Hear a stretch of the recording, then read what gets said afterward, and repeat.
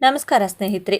2026 ಜನವರಿ 14ರಂದು ಮಕರ ಸಂಕ್ರಾಂತಿ ಹಬ್ಬವನ್ನು ಆಚರಣೆ ಮಾಡಲಾಗ್ತಿದ್ದು, ಹಿಂದೂ ಪಂಚಾಂಗದ ಪ್ರಕಾರ ಈ ಹಬ್ಬವನ್ನು ಬಹಳ ವಿಶೇಷ ಮತ್ತು ವಿಭಿನ್ನ ರೀತಿಯಲ್ಲಿ ಆಚರಣೆ ಮಾಡಲಾಗುತ್ತದೆ.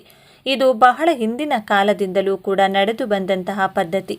ಹೌದು, ನಮ್ಮ ದೇಶದಲ್ಲಿ ಹಬ್ಬಗಳಿಗೆ ಮತ್ತು ಹುಣ್ಣಿಮೆ ಅಮಾವಾಸ್ಯೆಗೆ ತಕ್ಕಂತೆ ವಿಶೇಷ ಪೂಜೆ ಪುನಸ್ಕಾರಗಳನ್ನು, ದೇವರಿಗೆ ನೈವೇದ್ಯ ಕೂಡ ಆ ದಿನ ನೀಡಿ ವಿಶೇಷ ರೀತಿಯಲ್ಲಿ ದೇವರಿಗೆ ಪೂಜೆ ಮಾಡಲಾಗುತ್ತದೆ. ಅದೇ ರೀತಿ ಇದೇ ಜನವರಿ 14ರಂದು ಮಕರ ಸಂಕ್ರಾಂತಿ ಹಬ್ಬ ಬಂದಿದ್ದು, ಈ 4 ರಾಶಿಯ ಜನರಿಗೆ ಭಾರಿ ಅದೃಷ್ಟ. ಜೊತೆಗೆ ಅವರು ಯಾವುದೇ ಕೆಲಸಕ್ಕೆ ಕೈ ಹಾಕಿದರೂ ಕೂಡ ಜೀವನದಲ್ಲಿ ಯಶಸ್ಸು ಮತ್ತು ರಾಜಯೋಗ, ಅವರು ಬೇಡ ಎಂದರೂ ಕೂಡ ದುಡ್ಡು ಅವರ ಹಿಂದೆ ಬರುವಂತಹ ಸಮಯ ಈ ಸಂಕ್ರಾಂತಿ ಹಬ್ಬದಂದು ಬರಲಿದೆ. ಈ ಸಂಕ್ರಾಂತಿ ಹಬ್ಬ ಮುಗಿದ ಬಳಿಕ ಈ 4 ರಾಶಿಯವರ ಜೀವನವೇ ಬದಲಾಗಲಿದೆ. ಹಾಗಾದರೆ ಬನ್ನಿ, ಆ 4 ಅದೃಷ್ಟ ರಾಶಿಗಳು ಯಾವುವು, ಜೊತೆಗೆ ಮಕರ ಸಂಕ್ರಾಂತಿ ಹಬ್ಬ ಯಾವ ಸಮಯದಂದು ಆಚರಣೆ ಮಾಡುವುದು ಉತ್ತಮ, ಏನೆಲ್ಲ ನಿಯಮಗಳನ್ನು ಪಾಲನೆ ಮಾಡಬೇಕು ಎಂಬುದರ ಕುರಿತು ಕಂಪ್ಲೀಟ್ ಮಾಹಿತಿ ಈ ವಿಡಿಯೋದಲ್ಲಿ ತಿಳಿಸಿಕೊಟ್ಟಿದ್ದೇವೆ. ಬನ್ನಿ ಕಂಪ್ಲೀಟ್ ಆಗಿ ನೋಡೋಣ. ಮಕರ ಸಂಕ್ರಾಂತಿ ಹಬ್ಬವನ್ನು ಬುಧವಾರ ಜನವರಿ 14ರಂದು ಆಚರಿಸಲಾಗುತ್ತದೆ. ಈ ದಿನದಿಂದ ಸೂರ್ಯನು ಉತ್ತರಾಯಣನ ಕಡೆಗೆ ಚಲಿಸುತ್ತಾನೆ. ಈ ದಿನದಂದು ದಾನ ಮತ್ತು ಸ್ನಾನವನ್ನು ವಿಶೇಷವಾಗಿ ಮುಖ್ಯವೆಂದು ಪರಿಗಣಿಸಲಾಗುತ್ತದೆ. ಹಿಂದೂ ಕ್ಯಾಲೆಂಡರ್ ಪ್ರಕಾರ ಮಕರ ಸಂಕ್ರಾಂತಿಯಂದು 3 ಶುಭಯೋಗಗಳು ಇರುತ್ತವೆ. ಈ ದಿನದಂದು ಸರ್ವಾರ್ಥ ಸಿದ್ಧಿಯೋಗ ಮತ್ತು ಅಮೃತ ಸಿದ್ಧಿಯೋಗ ಇರುತ್ತದೆ. ಜ್ಯೋತಿಷ್ಯ ಲೆಕ್ಕಾಚಾರಗಳ ಪ್ರಕಾರ ಈ ಶುಭಯೋಗವು 4 ರಾಶಿಗಳ ಜನರಿಗೆ ತುಂಬ ಶುಭವಾಗಿರುತ್ತದೆ. ಮಕರ ಸಂಕ್ರಾಂತಿಯ ಶುಭ ಪ್ರಭಾವವು ಮೇಷರಾಶಿಯವರಿಗೆ ವೃತ್ತಿ ಜೀವನದಲ್ಲಿ ಪ್ರಗತಿ, ಖ್ಯಾತಿ ಮತ್ತು ಪ್ರಶಂಸೆ ಸಾಧಿಸಲು ಸಹಾಯ ಮಾಡುತ್ತದೆ. ದೀರ್ಘಕಾಲದಿಂದ ಬಾಕಿ ಇರುವ ಸರ್ಕಾರಿ ಉದ್ಯೋಗಗಳು ವೇಗವನ್ನು ಪಡೆಯುತ್ತವೆ. ಹೊಸ ಆದಾಯದ ಅವಕಾಶಗಳು ನಿಮ್ಮ ಆರ್ಥಿಕ ಪರಿಸ್ಥಿತಿಯನ್ನು ಬಲಪಡಿಸುತ್ತವೆ. ವ್ಯವಹಾರ ಲಾಭಗಳು ಹೆಚ್ಚಾಗುತ್ತವೆ. ವೈವಾಹಿಕ ಜೀವನವು ಸಂತೋಷದಿಂದ ತುಂಬಿರುತ್ತದೆ. ಈ ಸಮಯದಲ್ಲಿ ನೀವು ಮನೆ ಅಥವಾ ವಾಹನವನ್ನು ಹೊಂದುವ ಸಂತೋಷವನ್ನು ಸಹ ಅನುಭವಿಸಬಹುದು. ಸಿಂಹರಾಶಿಯ ಅಧಿಪತಿ ಸೂರ್ಯ. ಮಕರ ರಾಶಿಗೆ ಸೂರ್ಯ ಪ್ರವೇಶಿಸುವುದರಿಂದ ಈ ರಾಶಿಯಲ್ಲಿ ಜನಿಸಿದವರಿಗೆ ಇದು ಅನೇಕ ಪ್ರಯೋಜನಗಳನ್ನು ತರುತ್ತದೆ. ಉದ್ಯೋಗದಲ್ಲಿರುವ ವ್ಯಕ್ತಿಗಳು ಬಡ್ತಿ ಮತ್ತು ವೇತನ ಹೆಚ್ಚಳದ ಬಗ್ಗೆ ಒಳ್ಳೆಯ ಸುದ್ದಿ ಪಡೆಯಬಹುದು. ವ್ಯವಹಾರಗಳು ಉತ್ತಮ ಲಾಭವನ್ನು ಪಡೆಯಬಹುದು. ವೆಚ್ಚಗಳು ನಿಯಂತ್ರಣದಲ್ಲಿರುತ್ತವೆ. ಕಾನೂನು ವಿಷಯಗಳಲ್ಲಿ ಪರಿಹಾರ ಸಿಗುತ್ತದೆ. ಈ ಸಂಯೋಜನೆಯು ಆರೋಗ್ಯ ವಿಷಯಗಳಲ್ಲಿಯೂ ಉತ್ತಮ ಫಲಿತಾಂಶಗಳನ್ನು ನೀಡುತ್ತದೆ. ಈ ಸಂಯೋಜನೆಯು ತುಲಾ ರಾಶಿಯವರಿಗೆ ಅನುಕೂಲಕರವಾಗಿರುತ್ತದೆ.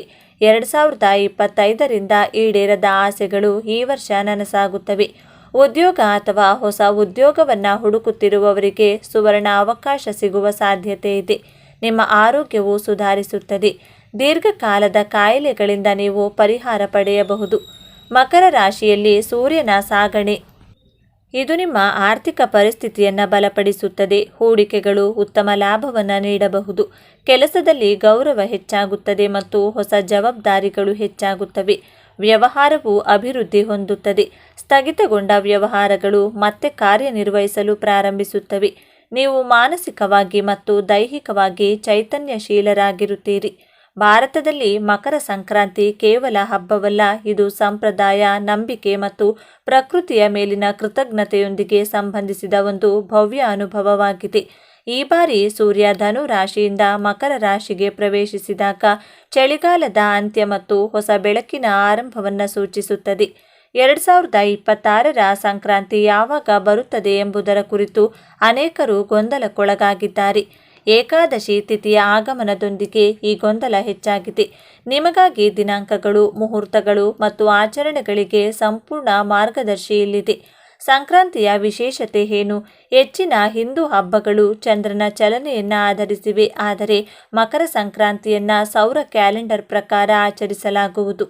ಅದಕ್ಕಾಗಿಯೇ ಇದು ಬಹುತೇಕ ಪ್ರತಿ ವರ್ಷ ಜನವರಿ 14ರಂದು ಬರುತ್ತದೆ. ಈ ದಿನ ಉತ್ತರಾಯಣ ಪ್ರಾರಂಭವಾಗುತ್ತದೆ. ಇದು ಆಧ್ಯಾತ್ಮಿಕ ಬೆಳವಣಿಗೆ ಮತ್ತು ಹೊಸ ಪ್ರಯತ್ನಗಳಿಗೆ ಅತ್ಯಂತ ಶುಭ ಸಮಯವೆಂದು ಪರಿಗಣಿಸಲಾಗಿದೆ.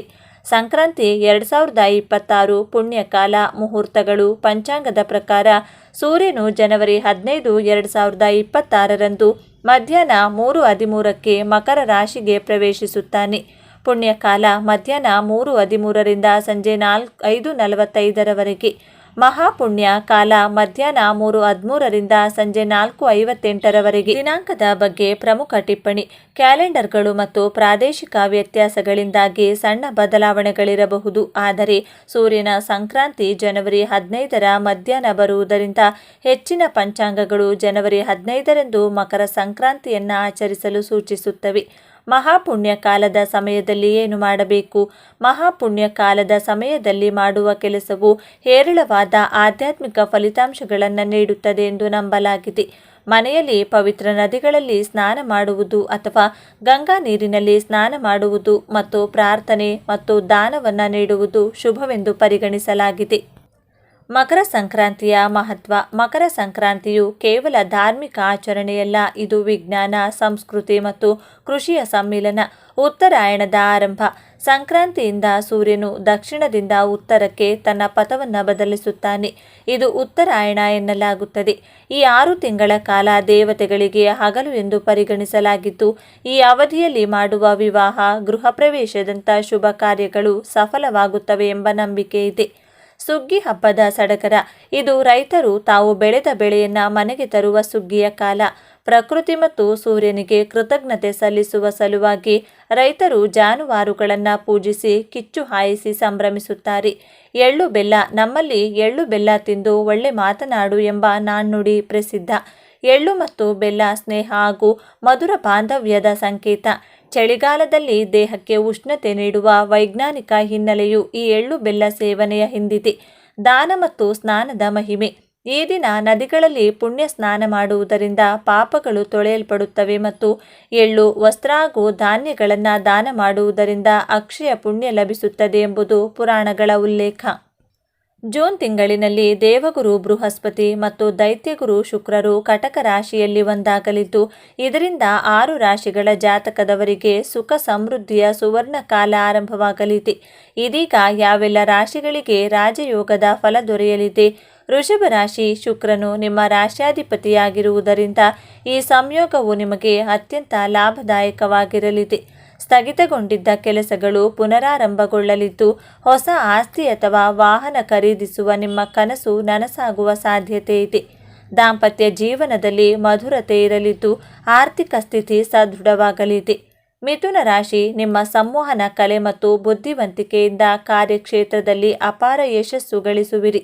ವಿದೇಶ ಪ್ರಯಾಣದ ಆಸೆ ಈಡೇರಬಹುದು ಹಾಗೂ ಹೂಡಿಕೆಯಿಂದ ದುಪ್ಪಟ್ಟು ಲಾಭ ನಿರೀಕ್ಷಿಸಬಹುದು.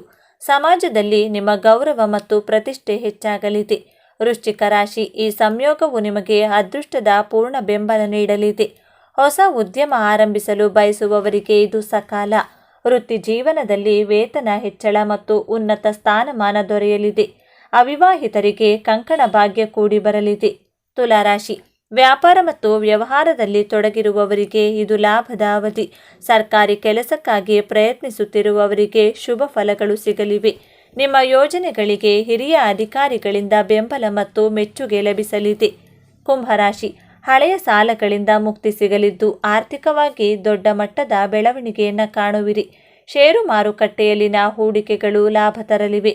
ವಿದ್ಯಾರ್ಥಿಗಳಿಗೆ ಸ್ಪರ್ಧಾತ್ಮಕ ಪರೀಕ್ಷೆಗಳಲ್ಲಿ ಯಶಸ್ಸು ಲಭಿಸುವ ಸಾಧ್ಯತೆ ದಟ್ಟವಾಗಿದೆ. ಮೀನರಾಶಿ. ಕೌಟುಂಬಿಕ ಕಲಹಗಳು ದೂರವಾಗಿ ಮನೆಯಲ್ಲಿ ನೆಮ್ಮದಿ ಮತ್ತು ಶಾಂತಿ ನೆಲೆಸುತ್ತದೆ. ದೀರ್ಘಕಾಲದ ಆರೋಗ್ಯ ಸಮಸ್ಯೆಗಳಿಂದ ಗುಣಮುಖವಾಗುವಿರಿ. ದೇವಸ್ಥಾನಗಳಿಗೆ ಭೇಟಿ ನೀಡುವುದು ಮತ್ತು ದಾನ ಕಾರ್ಯಗಳಲ್ಲಿ ತೊಡಗಿಸಿಕೊಳ್ಳುವುದು ನಿಮ್ಮ ಪುಣ್ಯ ಫಲವನ್ನು ಹೆಚ್ಚಿಸಲಿದೆ. ಹೂಡಿಕೆದಾರರಿಗೆ ಧನಲಾಭ. ಕಟಕ ರಾಶಿಯು ಗುರುಗ್ರಹದ ಉಚ್ಚ ಸ್ಥಾನದಲ್ಲಿರುವುದರಿಂದ ಈ ಗಜಲಕ್ಷ್ಮಿ ರಾಜಯೋಗವು 10 ಪಟ್ಟು ಹೆಚ್ಚು ಶಕ್ತಿಯುತವಾಗಿರುತ್ತದೆ. ಈ ಅವಧಿಯಲ್ಲಿ ಹೊಸ ಉದ್ಯಮ ಆರಂಭಿಸುವವರಿಗೆ ಮತ್ತು ಭೂಮಿಯ ಮೇಲೆ ಹೂಡಿಕೆ ಮಾಡುವವರಿಗೆ ಅನಿರೀಕ್ಷಿತ ಲಾಭ ಕಾದಿದೆ. ಆಧ್ಯಾತ್ಮಿಕವಾಗಿ ಆಸಕ್ತಿ ಹೆಚ್ಚಲಿದ್ದು, ಮನೆಯಲ್ಲಿ ಮದುವೆ ಅಥವಾ ನಾಮಕರಣದಂಥ ಶುಭ ಕಾರ್ಯಗಳು ಜರುಗಲಿವೆ. ವಿಶೇಷವಾಗಿ ಉದ್ಯೋಗಸ್ಥ ಮಹಿಳೆಯರಿಗೆ ಈ ಸಂಯೋಗವು ಸಮಾಜದಲ್ಲಿ ದೊಡ್ಡ ಮಟ್ಟದ ಅಧಿಕಾರ ಮತ್ತು ಕೀರ್ತಿಯನ್ನು ತಂದುಕೊಡಲಿದೆ. ಈ ಸಂಯೋಗದ ಸಮಯದಲ್ಲಿ ಲಕ್ಷ್ಮೀ ದೇವಿಯನ್ನು ಪೂಜಿಸುವುದು ಮತ್ತು ತುಪ್ಪದ ದೀಪವನ್ನು ಹಚ್ಚುವುದು ಈ ರಾಜಯೋಗದ ಪೂರ್ಣ ಪ್ರಯೋಜನವನ್ನು ಪಡೆಯಲು ಸಹಕಾರಿಯಾಗಿದೆ. ಮೇಷರಾಶಿ. ಆಪ್ತರ ಜೊತೆ ಮಾತುಕತೆಯಿಂದ ಆಹ್ಲಾದ. ಭೂಮಿ ಸಾಲ ಸಾಧ್ಯತೆ. ಹಳೆಯ ಕೆಲಸದಲ್ಲಿ ಮಂದಗತಿ. ಒತ್ತಡದಿಂದ ಗೌರವ. ವ್ಯಾಪಾರದಲ್ಲಿ ಅಲ್ಪ ಲಾಭ. ನೆಮ್ಮದಿ. ಸಹಾಯ ಮಾಡಿ ಆಪತ್ತು ಬರಬಹುದು. ಸ್ನೇಹಿತರೊಂದಿಗೆ ನೋವು ಹಂಚಿಕೊಳ್ಳಿ, ಸಮಾಧಾನವಾಗಬಹುದು. ತಂದೆಯೊಂದಿಗೆ ಸಮಾರಂಭ ಸಂಭ್ರಮಿಸಿ.